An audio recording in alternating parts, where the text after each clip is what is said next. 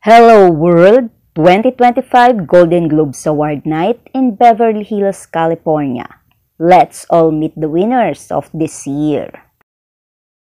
Hacks Best TV Series Comedy, Shogun Best TV Series Drama, Flow Best Motion Picture Animated, Emilia Perez Best Motion Picture Comedy or Musical, The Brutalist Best Motion Picture Drama, Baby Reindeer Best TV Series Limited or TV Movie, Peak Cinematic Box Office Achievement, Zoe Saldana Best Supporting Actress Motion Picture, Jessica Gunning Best Supporting Actress TV Series, Eric Culkin Best Supporting Actor Motion Picture, Tadanobu Asano Best Supporting Actor TV Series, Jean Smart Best Actress TV Series Comedy, Fernanda Torres Best Actress Drama, Naswai Best Actress TV Series Drama,